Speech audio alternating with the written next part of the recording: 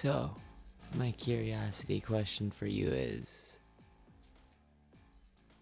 are you being mindful about the life you're living? There's a huge debate right now about what is going to make things viral. What is it? What do you think it is? Do you think it's just sitting around hoping that, maybe something hits big? Well, who knows? But thing is, I want to say this, that honestly, I appreciate you taking the time out of your day to support this show by listening. It's going to be a shorty, and I really appreciate it. And I want you to have an opportunity, too, to please email Logan at logantylernelson.com or call me or text me 815-375-4919.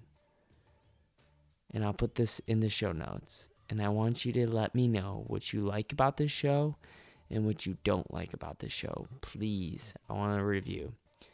But I gotta give you something. I gotta let you know that the equation for virality, if you're looking to get out there more, is to literally banish it from your life. Okay, I know that may sound a little harder done than said, but little things become big things. When you justify and allow even little things into your life, which your intuition warns you against, you permit a virus to enter your life. It spreads to other areas. When you introduce a change to any system, you simultaneously change the whole system. The other areas of the system will begin arranging themselves to better fit the new you. Going against the higher intuitive voice is a slippery slope. I get it. You don't realize day to day how to whack things that are really hard to get down. Any small problem or indulgence cannot be viewed in isolation. Don't do that. Please don't. It reflects something much bigger and much deeper. Sometimes it takes an intense wake-up call to become aware of the signals. But once your eyes are open, you're in a place to hear your inner voice. It all becomes painfully obvious. You've known all along you were living against yourself, but you continued to justify. The sickening reality is that you actually began to settle into the mediocrity and convince yourself that you're okay with it, even when it shows itself throughout your entire life. Your relationships are worse than they ever used to be, but you justify and adapt. Or maybe your health is worse than it used to be, but again, you justify and you adapt. Or you're more distracted than you've ever been. Oh well. Your thinking has become dull and polluted, though, if you keep on distracting yourself. Your life is a garden, and I know that sounds cliche, but it is. You gotta be more like Joe Dirt and say, life's a garden, man, dig it. But you can't just cosmetically hide your problems. You must take them by the root and completely rip them out. It's the only way. This virus of mediocrity has to be removed. If it isn't, it will continue to kind of screw up your whole life. And the core of who you are as a person will slowly and painfully die. So, what is it that's actually going to get you out of this? What is it that's going to make you feel better about selling yourself short time and time again? How about a private victory always precedes a public victory? Nothing in your life is hidden. You may think it is, but it's not. See, I have a friend who is constantly dieting. Whenever he's around me, he's always eating healthy. Yet, he always seems to be struggling with his weight. And although this friend will not show his demons in public, it's obvious by his weight that in private prison, he numbs himself in the comfort of food. And if you're like this, I want to let you know that you are not alone. This happens to a lot of people. The same is true of all people. Every area of your life is on display. You're not fooling anyone. Words are weak, though. Your life speaks for itself. And this is why it's critical. So if you really want to get better, you have to join a group. You have to get a coach. You have to hire someone who's going to get you to the place you want to go. Changing your desires to reflect your values. This man by the name of James Allen, you may have heard of him. Look him up if you haven't. He once said, when a man makes his thoughts pure, he no longer desires impure food. Think about that. When a man makes his thoughts pure, he no longer desires impure food. The first step of evolution is to stop desiring the things that are stopping you from evolving, ascending you to greater heights at anything involves making permanent, not temporary improvements, but permanent ones. If you want to improve your finances, you have to change your desires about the money.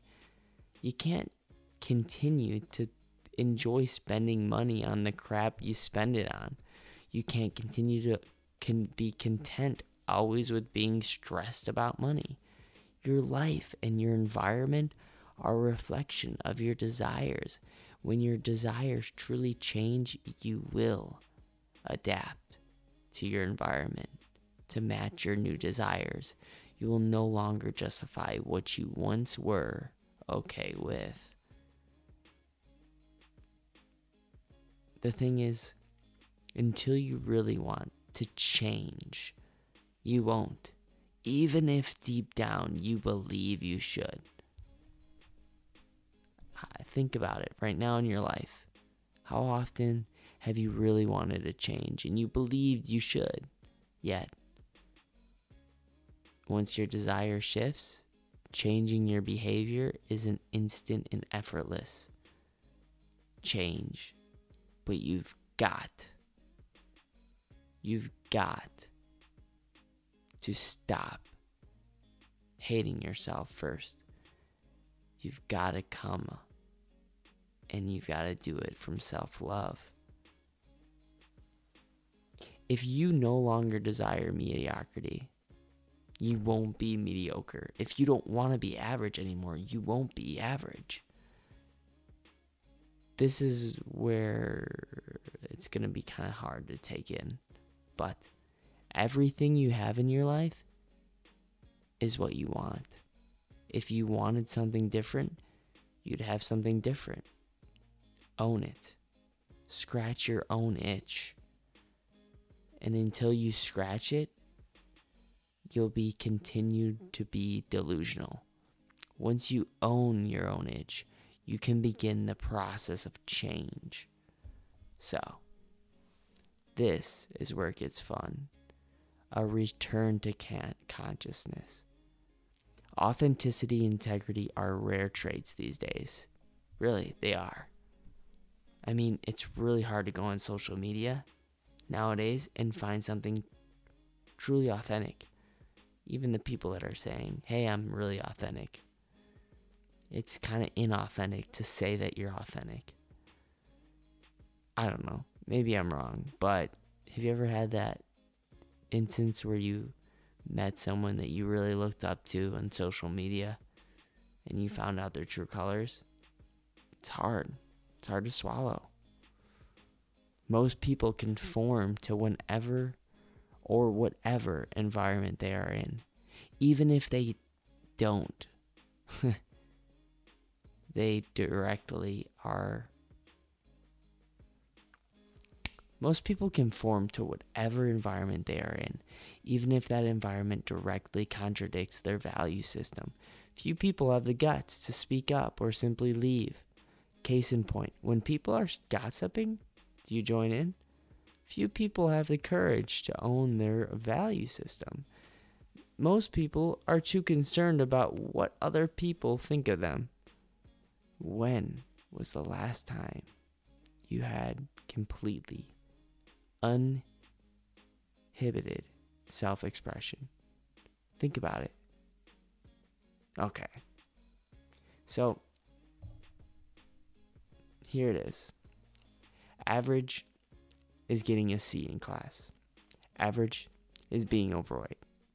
Average is being negative often and rarely positive. Average is living far beneath your value system. So I challenge you. Here's my challenge to you. If this message kind of struck a nerve, make today the day you start living congruently. In my next episode with Tom Azaker, which will come out this week, we talk about the key difference of someone who is average and someone that just kind of does things because they're obsessed with doing things that they care about. The difference of what it is to be an entrepreneur and the difference of what it is to want to be an entrepreneur. So, if any of this struck you, please email me or call me or text me. You can email me Logan at logantylernelson.com. And I want to be more than average with this podcast. I want it to be amazing. And I'll receive and accept all the negative reviews that I may get. I'll take into consideration and I'll pivot. I'll take in what's good and I'll throw out the rest. But without further ado, I don't want you to ever forget that you matter.